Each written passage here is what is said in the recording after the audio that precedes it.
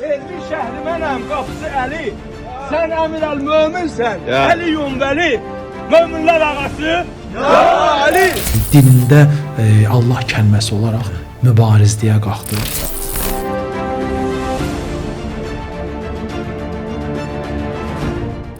Və bu zəfər sözünün içində həm insanın düşmənlə mübarizəsi və həm də insanın daxili aləmində olan nəfsi ilə mübarizəsi yer alır. Biz bunu Kərbəla hadisəsində də, İmam Hüseynin həyatında da görürük ki, İmam Hüseyn məktəbi doğrudan da böyük bir məktəbdir ki, bugün bizim şəhidlərimizə də bir yol rəvac verdi. Bismillahirrahmanirrahim. Salam, hər vaxtınız xeyir olsun dəyərli izləyicilər. Mənəvi dəyər proqramını izləyirsiniz. Həmişə olduğu kimi bugün də maraqlı söhbətimiz olacaq, maraqlı qonağımız var. Bugün Zəfər bayramı haqqında söhbətimiz olacaq əsasən. Azərbaycanda əlamətdar günlərdən, bayramlardan olan Zəfər bayramı qarşıda gəlir. Hər birinizi təbrik edirəm. Və qonağımızı sizə təqdim etmək istəyirəm. Həm söhbətim əziz qonağımız Qafqaz Müsəlmanlar İdarəsinin Qazılar Şurasının üzvü, Əjdərbəy məscidinin imamı Hacı İlham Səlimoğludur. Salamlayıram Hacı sizi, xoş gəlmisiniz. Təşəkkür edirəm Oqtay müəllim.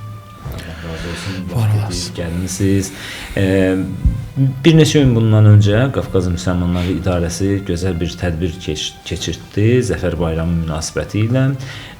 Qazilər iştirak etdilər orada, milli qəhrəmanlar, şəhid ailələri. Siz də orada qazılar olaraq iştirak etdiniz və istərdik ki, ilk öncə bir məlumat verərdiniz tədbir haqqında, sonra da digər suallarımız olacaq. Buyurun. Bağışlayan və mehriban Allahın adı ilə Peyğəmbər və Əhl-i Beytinə salavat və salamdan sonra sizə də salamlayıram. Bir daha təşəkkürümü bildirirəm. Siz doğru qeyd elədiniz. Biz dünən Qafqaz Müsəlmanlar İdarəsində möhtəşəm bir tədbir keçirtdik. Elə öncədən cənab Şeyxə də buradan elə öz təşəkkürümü bildirirəm. Və orada din qazıları və eyni zamanda Böyük Vətən müharibəsində iştirakçı olmuş qazilər və eyni zamanda şəhid ailələri, şəhid atalar, analar iştirak edirdilər. Çox möhtəşəm bir tədbir keçdi. Orada çıxışlar oldu. İnanın mənə ki, hətta bir qazinin orada yəni vətən uğrunda gözlərini vermiş, iki gözündən 50 olmuş bir qazinin çıxışı məni elə heyrətləndirdi ki, insanca köksüm ağladı və doğrudan da bu torpaq yaşamalı torpaqdır və bu torpaq sevilməli torpaqdır. Bu torpağın uğrunda kim şəhid olubsa, onların bizim boynumuzda haqqı var.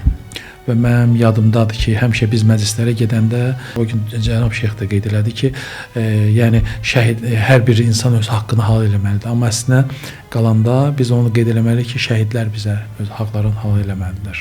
Ki böyük haqq qoyublar bizim boynumuzda.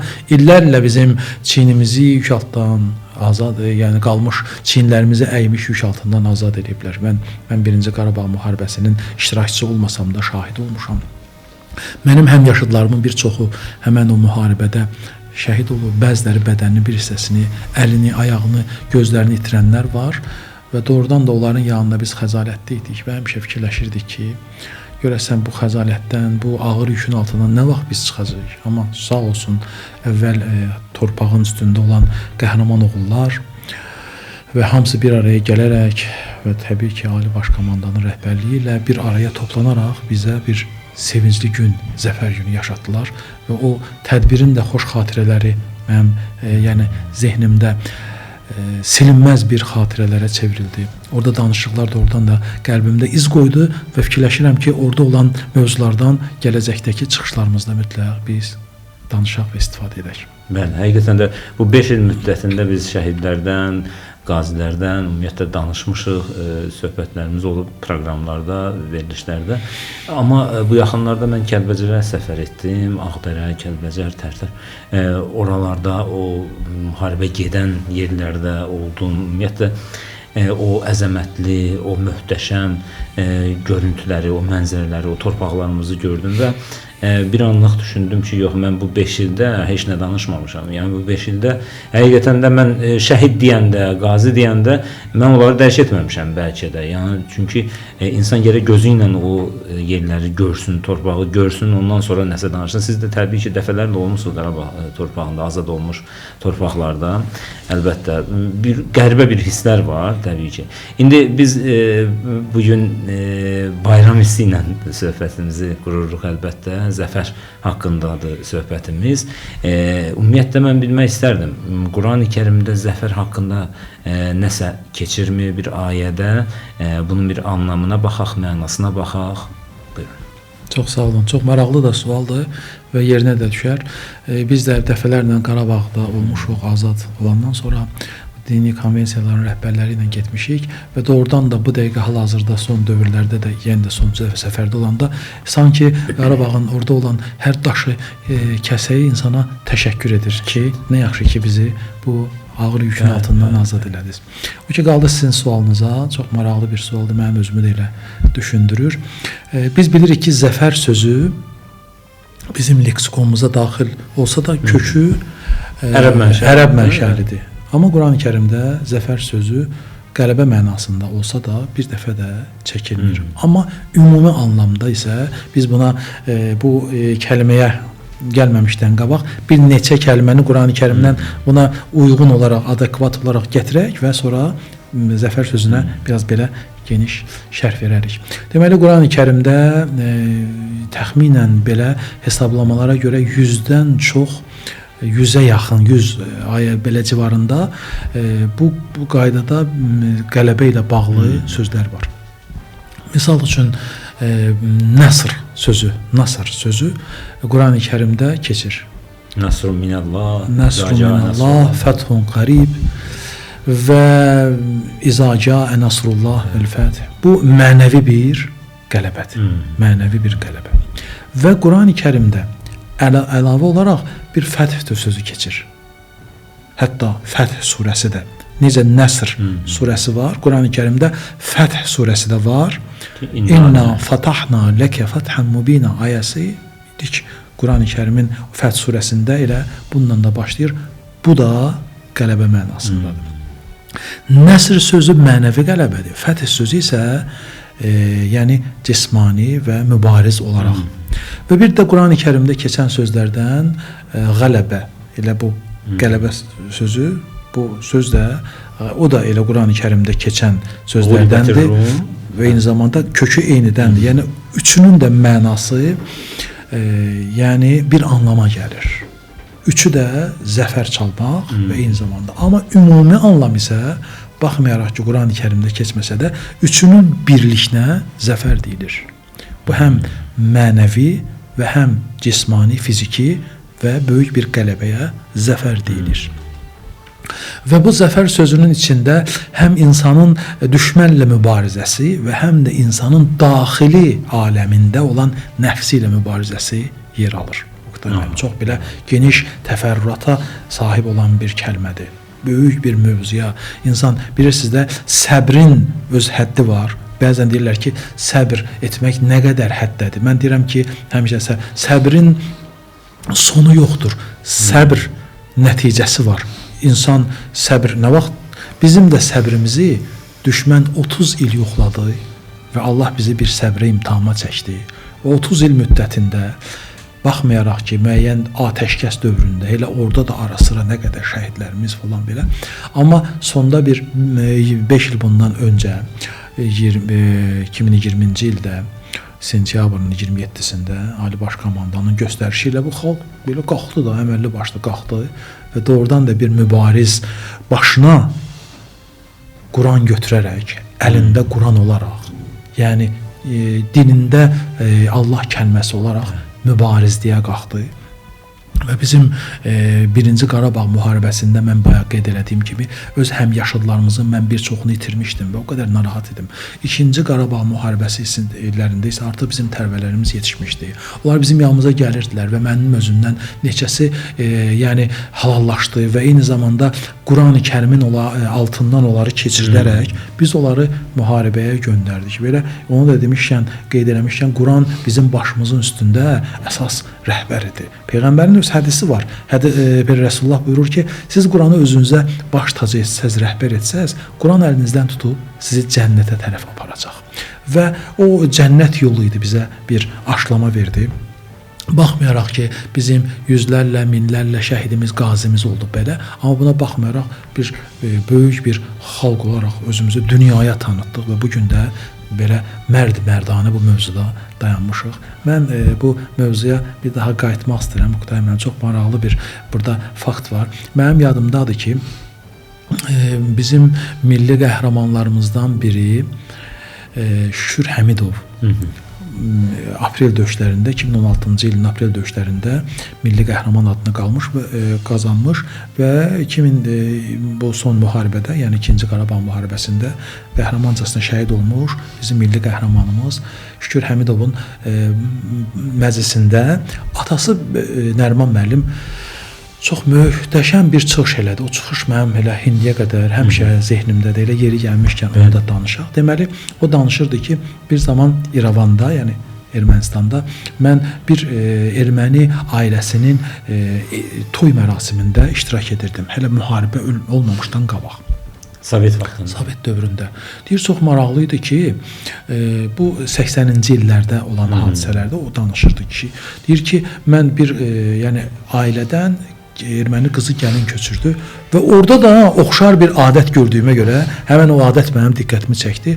Bir gəlinin başının üstündə bir kitab tutmuşdular. Mən özümdə fikirləşdim ki, müsəlmanların adətidir, ənənə olaraq bu gün də Allah hər bir evə qismət eləsin, bayram ərəfəsidir, qoy xoş dualar edək və gəlin olmayan evlərdə gəlin olsun, gəlin köçməyən qızlarımız gəlin köçsün və bizim milli adətimizə çevrilib. Bugün evdən çıxan qızlarımızın başının üstünə Quran-ı Kərim tutaraq onları biz haqq evinə, gözəl bir adətdir. Çox gözəl adətdir. Yəni bugün sənin başının üstünə Quran var, hara getsən bil ki, haqq ədalət var. Bunun mənası budur. Harda olsan bil ki, Allahın sənin üstündə nəzəri var və bir gündə hesabı var təbii ki. Bunun qısa mənada yozumu buna gəlir və deyir, o adam Nəriman əmi danışırdı ki, mən deyir, yaxınlaşdım, çox maraqlı gəldi. Onlar da bir kitabın altından bir qızı köçürdürdülər. O xristiyan da yəqin ki, İncilin altından keçir. Elə fikirləşdim. O adamın da elə Nəriman əminin də rəyi bu idi. Deyir ki, mən elə fikirləşdim ki, bu yəqin ki, öz kitablarıdır, yəni İncildir falan. Deyir, sonra mən gördüm ki, xeyr, bu sən demə, yəni Ermənistanın özünün bir qələm əhli Zora Balayanın Ocaq adlı bir kitabıdır. Orada da çox maraqlıdır ki, Ermənistan və Naxçıvan mütləq türklərdən alınmalıdır, bizim torpaqlarımızdır. Amalı uğrunda söhbət gedir. O Ocaq kitabının mən müəyyən hissələrini izləmişəm, belə baxdım, gördüm ki, nədən. Sən demə, onlar öz qızlarını da yola salanda, öz uşaqlarını da evləndirəndə onlara aşılayınmışlar ki, sən mütləq nə olur olsun, qisas almalısan ki, bir türksən, düşmənindir. Və o amanlı, amma bizdə gör nə qədər fərqlidir. Biz bugün uşaqlarımıza ya Quranın altından keçirdib tədrisə, ocağa, hər hansı bir yerə ailəyə göndəririksə, hərbi xidmətə göndəririksə, təsəvvürə gətirin. Bu günləri bizim hər bir kəsimiz pənah yeri olaraq Qurana sığınırıq. Öpüb onu gözümüzün üstünə qoyuruq. Yəni başımızın üstünə qaldırırıq. Niyə? Çünki başımızın rəhbəri Quran-ı Kərimin özüdür. Quran da bizə zəfər barəsində sözlər deyir. Nəsrun minallah, fəthun qərib. Allah sizə kömək eləsə, sizin zəfəriniz daha yaxın olar. Mən belə hesab edirəm ki, bu zəfərdə birbaşa Allahın köməyi oldu və həqiqətən də biz qalib olduq. İnsanlar hamı bir yerə toplaşaraq, bir bayrağa sarılaraq mübariz oldular, qalxdılar. Və bu gün də şəhid anaları ilə mən həm söhbət oluram, danışıram valideynləri ilə. Dünən şəhid atasının çıxışını görəndə özüm heyrətləndim. Elə danışırdı ki, kaş mənim 100 oğlum olaydı. Bax belə, hamısını Allah yolunda vətən yolunda qurban verərdim. Və sözün həqiqi mənasında biz bunu Kərbəla hadisəsində də, İmam Hüseynin həyatında da görürük ki, İmam Hüseyn məktəbi doğrudan da böyük bir məktəbdir ki, bugün bizim şəhidlərimizə də bir yol rəvac verdi. Onlar hamısı qidalanmışlar həmin məktəbdən. Yəni biz bunun dəfələrlə şahid olmuşuq. Yəni hətta vəsiyyət edənlər də var idi, gedəndə atasına, anasına məktub yazanlar da var idi ki, Həzrəti İmam Hüseyn məktəbi ilə bağlılıqlarını göstərirdilər. Və yaxud da ki, orada olan əsgər balalarımız oradan necə mesajlar göndərdilər? Məsələn, Peyğəmbər ordusu. Peyğəmbər ordusudur. Yəni bu bir fərəh verirdi, fərəh hissi verirdi. Həqiqətən də möhtəşəmdir. Bütün bu müharibə düzdür, yaxşı bir şey deyil əslində. Hacı buna da münasibət bildirərsiniz. Müharibə yaxşı bir şey deyil. Bu ilk baxışdan belədir. Amma bəzən qaçılmaz olur. Bəzən bizim torpağımız işğal olunub, neynəməliyik biz? Müharibə pisdir deyib biz güzəştə mi getməliyik? Güzəştə gedildi, amma onlar anlamadılar. 30 il güzəşt olundu, müəyyən məsələlərdə danışıqlar oldu, amma mümkün deyildi. Onlar güzəşt etmədilər və nəhayət təbii ki, bu müharibəyə əl atılmalıdır. Bir xoşa gəlməz bir şey olsa da belə. Amma nəticədə nə oldu? O torpaqlarımız həqiqətən də o düşməndən azad oldu. Bu dəqiqə məscidləri adam görəndə orada insan ürəyi açılır. Bizim onlardan fərqimiz böyükdür. Dünya, əlbəttə iki dünya fərqi var əlbəttə. Onlardan biri də bu idi ki, onlar gəlib bizim məscidləri dağıtdılar, amma biz bu dəqiqə məscidləri bərpa edirik, yenidən məscidlər tikilir, ali başkomandan və hətta indi orada Alban Udi kilsəsini də gördüm mən, orada sağlam qorunub saxlanılır. Halbuki deyərdi ki, biz müsəlmanlıq bizə aidiyyəti yoxdur, amma xeyr. O da qalıb yerində və bu bizim fərqimizdir. Bizdə dağıtmaq yoxdur müharibədə. Təbii, hətta Şuşanın mərkəzində bugün böyük bir kilsənin təmiri də, mən bu yaxınlarda orada olmuşdum. Təmiri də başlanılıb, əsaslı təmir olaraq. Yəni bizim üçün vahid bir Allah anlayışı var. Və o anlayış da bizi yenə də qeyd eləmək, müharibə çox çətindir. Bu dövrdə heç kəs yaşamaq istəmir. Allah heç bir xalqa, heç bir yeri, məmləkətə, xüsusən də bizim analarımıza, bacılarımıza, övladlarımıza müharibə odu alovu göstərməsin. Amma çox maraqlıdır ki, Rəsul Rızanın məşhur şeirlərindən birini xatırladım. Çox gözəl bir cavab verdi. O deyir, mən istəyirəm güllər açılsın, güllər açılmasın, güllələr açılmasın. Amanlı ya amansız. Bilirsiniz, mən istəyirəm ki, analar ağlamasın. Doğrudan da insanlar əl açanda yalnız Allahın qabağında əl açsınlar, kimsənin qabağında yox. Çox belə möhtəşəm bir şeirdir. O şeirin sətirlərinə daxil olaraq bir neçə, doğrudan da müharibə odu alovu çox çətindir. Biz iki müharibə görmüşük.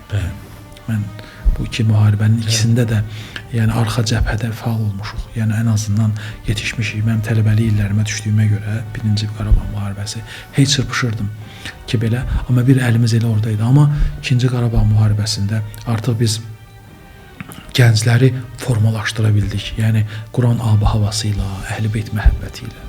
Onları elə bir vəziyyətə gətirib çıxardıq ki, bunlar hətta mənim yadımdadır ki, yaralı bir əskərin yanına getmişdim həmən o dövrdə. O deyirdi ki, tez sağalın, təzdən yenə də döyüş meydanına gedin. Bu mənə gəlir ki, Quran-ı Kərimin və Əhl-i Beytin bizə, Peyğəmbər sünnətinin bizə verdiyi tərbiyədir.